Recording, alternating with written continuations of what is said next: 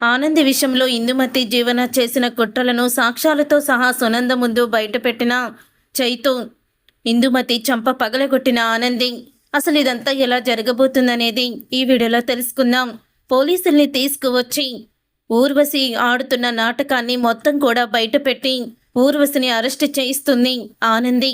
అప్పుడే ఇక ఊర్వశిని పోలీసులు అరెస్ట్ చేసి తీసుకువెళ్ళబోతూ ఉండగా ఇక ఊర్వశిని ఆపి చంప పగలగొట్టి అంటూ ఉంటుంది, ఈ సునందని మోసం చెయ్యాలని చూస్తావా? నిన్ను జీవితాంతం జైల్లో ఉండేలా చూస్తాను, నువ్వు బయటికి రాకుండా చేస్తాను అంటూ సునంద కోపంతో రగిలిపోతూ ఉంటుంది. తరువాత ఏంటి సునంద, వెనక ముందు ఆలోచించకుండా ఇలాంటి క్రిమినల్ అమ్మాయిని కోడలుగా చేసుకోవాలని అనుకున్నావా? మరి నువ్వు నీ కొడుకు జీవితం గురించి ఇదేనా ఆలోచించేది అని పెళ్లికి వచ్చిన వాళ్ళందరూ కూడా అడుగుతూ ఉంటారు. మీ పెద్ద కోడలు బంగారం, తను ఏదో పొరపాటున ఒక తప్పు చేసిందనుకో, తప్పు చేయని వాళ్ళు ఎవరుంటారు? అలాగని అలాంటి మహాలక్ష్మి లాంటి కోడల్ని కొడుకుని విడదీసి ఇలాంటి క్రిమినల్ అమ్మాయిని నువ్వు కోడలుగా చేసుకోవాలనుకున్నావే, మరి ఇప్పుడు నీ పరువు పోలేదా? ముందు వెనక ఆలోచించకుండా నువ్వు తీసుకున్న నిర్ణయం నీ కొడుకు జీవితాన్నే నాశనం చేసేది. మరి ఇప్పుడు నీకు పరువు పోయిందని నీకు అనిపించలేదా? నీకు నీ పంతమే ముఖ్యమా? నీ కొడుకు జీవితం అవసరం లేదా? ఇంకా ఆదిత్య మంచివాడు కాబట్టి నువ్వు చెప్పిందంతా వింటాడు. అందుకని బంగారం లాంటి భార్యని వదిలేయమంటే వదిలేసి ఇదిగో ఈ క్రిమినల్ అమ్మాయిని పెళ్లి చేసుకోమంటే పెళ్లి పీటల దాకా వచ్చాడు. ఇలాంటి కొడుకు ఉండడం నీ అదృష్టం. కానీ అలాంటి మాట వినే కొడుకు జీవితాన్ని నువ్వు నాశనం చెయ్యాలనుకున్నావు అని అందరూ తలొక మాట అనేసి వెళ్ళిపోతారు సునందని. అప్పుడే ఇక సునంద, శశికాంత్ అందరూ కూడా లోపల కూర్చొని ఉంటారు. ఇక కూర్చొని ఉండగా అప్పుడే ఇక జీవన ఆనందిని చూసి, ఇప్పుడు నీ కళ్ళు చల్లబడ్డాయా? నీకు సంతోషంగా ఉందా? ఇక పెళ్లి చెడగొట్టేశావు కదా అని అంటూ ఉంటుంది జీవన. అప్పుడే ఇక చైతు అయితే జీవన చంప పగలగొడతాడు. మా వదిన పెళ్లి చెడగొట్టిందా? ఈ ఇంటి గౌరవాన్ని నిలబెట్టిందా? మా అన్నయ్య జీవితాన్ని కాపాడిందా? ఏం మా వదిన ఏం చేసింది ఇప్పుడు అని అంటూ ఉంటాడు చైతు. ఆ ఊర్వశి ఎలాంటిదో అందరికీ తెలిసేలా చేసింది. ఆ ఊర్వశి క్రిమినల్ బ్రెయిన్ది. అలాంటిది ఈ ఇంటి కోడలైతే ఎలా ఉంటుంది? అది ఆలోచించడం మానేసి ఇప్పుడు మా వదిన్ని అంటున్నావా? పో లోపలికి నువ్వు అని అంటాడు చైతు. అప్పుడే ఇక జీవన లోపలికి వెళ్ళిపోతుంది. జీవన వెనకాలే ఇందుమతి కూడా వెళ్తుంది. అప్పుడే ఇక ఆనంది, ఎందుకు జీవనని కొట్టావో అని అడుగుతూ ఉంటుంది చైతుని. అదేంటొదినా, తను చూసావా నీ గురించి ఎలా మాట్లాడుతుందో? నువ్వు ఇంటికి సహాయం చెయ్యాలనుకున్నావు, ఇంటి గౌరవాన్ని నిలబెట్టాలనుకున్నావు, కానీ తను ఏం చేసిందో చూడు అని చైతు అయితే అంటాడు. అప్పుడే ఇక ఆనంది ఎలా ఆలోచిస్తూ ఉంటుంది. ఇక సునంద, ఊర్వశి అలాంటిదని నేను అస్సలు కూడా అనుకోలేదండి అని చెప్తూ ఉంటుంది శశికాంత్తో. అందుకనే సునంద, కోపంలో మనం తీసుకునే కొన్ని నిర్ణయాలు మన జీవితంలో ఊహించని అగాధంలోకి మనల్ని నెట్టేస్తాయి. ఈరోజు ఆనంది లేకపోతే ఆదిత్య జీవితం మరోసారి నాశనం అయిపోయేది అని అంటూ ఇక చెప్తూ ఉంటాడు శశికాంత్. ఈలోగా చైతు, ఈ ఇందుమతి కూడా లోపలికి వెళ్ళినట్టుంది, వీళ్ళిద్దరూ కలిసి ఏం చేస్తున్నారో అని వెళ్తూ ఉంటాడు వాళ్ళ దగ్గరికి.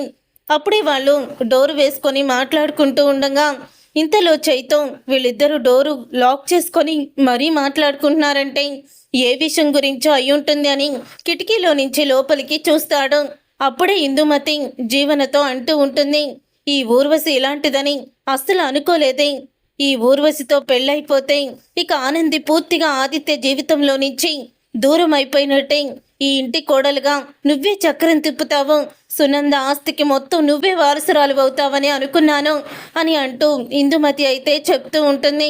ఇందుమతి అలా చెప్పిన తర్వాత అదంతా విని చైతు షాక్ అయిపోతూ ఇక వీడియో తీయడం మొదలు పెడతాడు.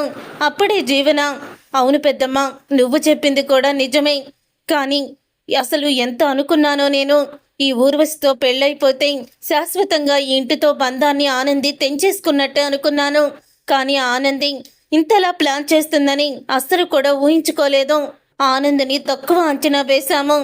ఆనందిని తెలివిగా ఇంట్లో నుంచి బయటికి వెళ్ళిపోయేలా చేశాం. కానీ ఇప్పుడు బావగారి పెళ్లి మాత్రం మనం జరిపించలేకపోయాను. ఆ రోజు పూర్ణిమతో ఏదోలాగా పూర్ణిమకి ఆ మాటలు ఈ మాటలు చెప్పి దానిలో భయాన్ని పుట్టించాము. రౌడీల్ని పంపించి వాళ్ళకి చావు భయం చూపించి అప్పటికప్పుడు శ్రీధర్ చైత్ర పెళ్లి జరిగేలాగా ప్లాన్ చేశాము. మొత్తానికి శ్రీధర్ చైత్ర మనం అనుకున్నట్టే అప్పటికప్పుడు గుడిలో ఇక పూర్ణిమ అయితే దగ్గరుండి వాళ్ళ పెళ్లి ఏర్పాట్లు చేసి ఆనందిని ఇరికిచ్చింది. ఇదంతా కూడా ఆనందియే చేసిందని మనం సృష్టించాము. మీడియా వాళ్ళకు కూడా ఆనందిలాగే నేను ఫోన్ చేసి మొత్తం కూడా చెప్పాను. మొత్తం మనం అనుకున్నట్టే ఆ కథ అయితే సమాప్తమయ్యింది. ఆనందిని మనం అనుకున్నట్టే ఇంట్లో నుంచి బయటికి వెళ్ళిపోయేలా చేశాం. కానీ ఇప్పుడు ఈ ఆనందిని ఇప్పుడు ఎలా బయటకు పంపించాలో తెలియడం లేదు అని అంటూ ఉంటుంది జీవన. ఇప్పుడు మా అత్తయ్య గారు వీళ్ళ మాటలు విని ఆనందిని కోడలుగా ఒప్పుకుంటారు. విడాకుల్ని క్యాన్సిల్ చేస్తారు. మళ్ళీ ఆనంది ఇంట్లోకి అడుగు పెడుతుంది. ఇప్పుడు అడుగు పెట్టిందంటే దాన్ని బయటికి పంపించడం కూడా కష్టమే అని అంటూ ఉంటుంది. అయినా ఇప్పుడు ఈ ఊర్వశి గొడవ ఎందుకు, మా నాన్న జైలుకి వెళ్తాడు అంటూ మాట్లాడుతూ ఉంటుంది జీవన. ఇక జీవన అలాగ ఇందుమతి మాట్లాడుకున్న మాటలు విని చైతు షాక్ అయిపోతాం. జీవన, నిన్ను తక్కువ అంచనా వేశాను. ఆనంది వదిన విషయంలో నీ మనసులో ఇంత దురుద్దేశం ఉందని, ఇంత దుర్మార్గంగా ఆనంది వదిన్ని నాశనం చేయాలని ఆలోచిస్తావని అస్సలు కూడా అనుకోలేదు. ఈ రోజుతో నీకు ఈ ఇంటికి పూర్తిగా సంబంధం తెగిపోబోతుంది.